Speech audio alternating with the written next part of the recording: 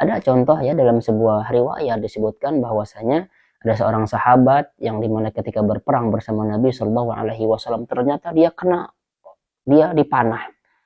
Lalu kemudian dia kalut ya, dia putus asa. Akhirnya dia tancapkan pedangnya, lalu disimpan di dadanya, kemudian dia tusuk diri sendiri.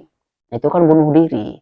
Nah, apakah hal ini bagus? Kan tidak. Berperang nama bagus, tetapi dia bunuh diri karena putus asa. Itu yang membuat dia masuk ke neraka.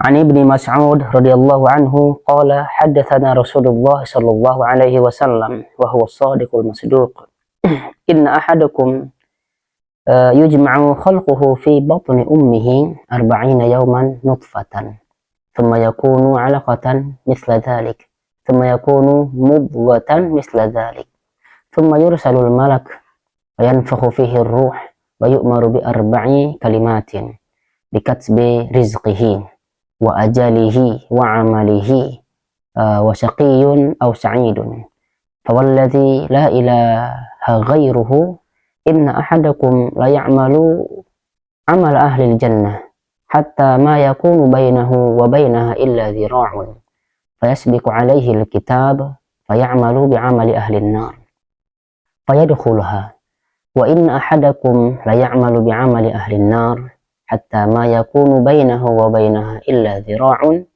فيسبق عليه الكتاب فيعمل بعمل أهل الجنة فيدخلها. Muttafaqun alaih. Dari Ibnu Mas'ud radhiyallahu anhu, dia berkata, Rasulullah shallallahu alaihi wasallam yang selalu benar dan dipercaya berkata kepada kami bahwa setiap manusia itu terkumpul penciptaannya dalam perut ibunya selama 40 hari berupa air mani. Kemudian berupa gumpalan darah selama 40 hari. Lalu berupa daging selama 40 hari juga. Setelah itu dituliskanlah malaikat, ya, diutuslah malaikat dan meniupkan roh ke dalamnya. Serta diperintahkan pula untuk mencatat 4 kalimat, yaitu rezeki, ajal, amal perbuatan, dan celaka atau bahagianya.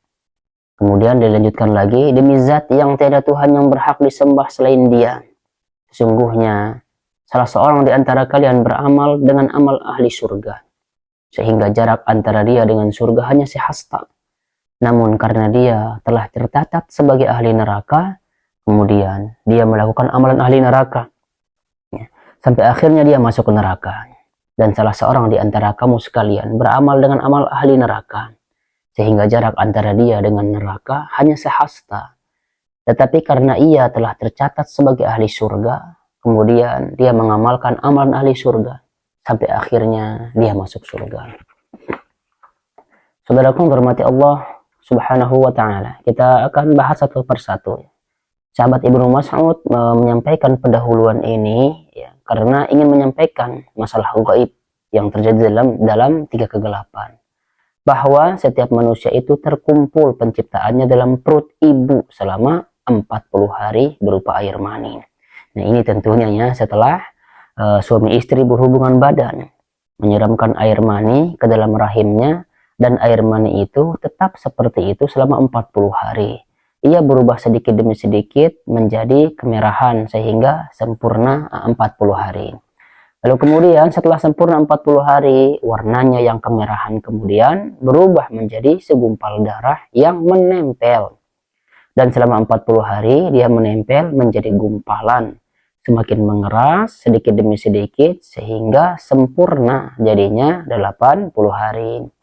Nah, setelah sempurna selama 80 hari, lalu berubah menjadi segumpal daging seperti yang difirmankan oleh Allah Subhanahu wa taala, "Tsumma min mudghatin mukhallaqatin wa ghairi mukhallaqah." Kemudian dari segumpal daging yang sempurna kejadiannya dan yang tidak sempurna. Lalu kemudian, bentuk itu tetap selama 40 hari, tercipta dari sejak 80 hari sampai 120 hari. Nah, biasanya janin tidak jelas ya. Biasanya janin tidak jelas sempurna bentuknya kecuali setelah berumur 90 hari. Itu biasanya, umur kedokteran juga sekarang udah sama. Jika segumpul darah itu telah melewati masa 40 hari, maka Allah mengutus malaikat yang membawa tugas yang mulia ini. Allah berfirman, "Wa ma ya'lamu junuda rabbika illahu." Dan tidak ada yang mengetahui tentara Rabbmu melainkan Dia sendiri. Ya, ini membedur ya, malaikat adalah tentara Allah. Lalu kemudian malaikat meniup ruh tersebut datang. Lalu meniupkan ruh ya dengan izin Allah Subhanahu wa taala. Ruh ini merupakan urusan yang hanya diketahui oleh Allah, sebagaimana Allah Subhanahu wa taala berfirman, "Wa yas'alunaka 'anir ruh, qulir ruhu min amri rabbi, wa ma utitum minal ilmi illa qalila." Jadi pada intinya kita nggak tahu. Jadi nggak usah ngebahas tentang ruh lah, kejauhan sekali itu. Banyak ya orang-orang terkadang ngebahas tentang ruh secara rinci, begini. Wah, itu masya Allah di luar kemampuannya, tidak usah dibahas. Susah ngebahas tentang ruh, tentang angin saja kita tidak tahu, bagaimana tentang ruh. Kita lanjutkan. Malaikat ini meniupkan ke dalam janin yang masih berupa segumpal daging ini sebelum ada gerakan. Nah, kalau ada pertanyaan, kalau misalkan janin itu gugur sebelum usianya genap 120 hari, apakah harus disolatkan atau tidak? Maka jawaban yang benar adalah tidak disolatkan, karena usianya belum 120 hari, belum genap 120 hari. Cukup kita kuburkan saja. Bahkan dimanapun dikuburkan mangga, itu memang tidak apa-apa. Akan tetapi kalau usianya sempurna 120 hari, nah kemudian meninggal atau gugur misalnya, tapi usia janin tersebut 120 hari, maka dia wajib kita mandikan, kita kafani gitu ya, kemudian kita sholatkan. Nah, walaupun janin itu misalkan segede apalah tangan lah segini misalnya, itu tetap ya kita harus sholatkan. Nah, jadi pada intinya kalau umurnya sudah 4 bulan gitu, maka harus dimandikan, dikafani, disolatkan ya begitu. Nah, lalu kemudian di usia tersebut ya, kalau janin itu masih ada dalam kandungan ibunya, nah seperti sudah kita bahas tadi ya, sudah ditentukannya ajalnya, rezekinya, celakanya dan lain sebagainya, maka ini wajib kita imani. Jadi tidak perlu khawatir tentang rezeki kita, tidak perlu khawatir tentang kapan kita meninggalnya, tidak perlu khawatir kapan kita bersidar dan lainnya. Cukup bagi kita adalah ikhtiar saja ya, kita ikhtiar. Kenapa? Karena di hadis selanjutnya banyak orang yang kelihatannya nampaknya dia melakukan perbuatan penduduk ahli surga, tapi catatan takdir, nah karena takdir dia masuk neraka, ya akhirnya dia masuk neraka. Dan kita lihat juga ada kadang orang yang dimana sepanjang harinya dia melakukan perbuatan ahli neraka, karena catatan takdir dia harus masuk surga, maka dia melakukan perbuatan ahli surga di akhir-akhir hayatnya. Nah, dalam artian yang ketahuilah bahwasanya hadis ini terkait dengan lafaz lain ya, yaitu orang itu beramal dengan amalan ahli surga menurut kacamata manusia. Nah, tetapi pada hakikatnya dia beramal dengan amalan penghuni neraka.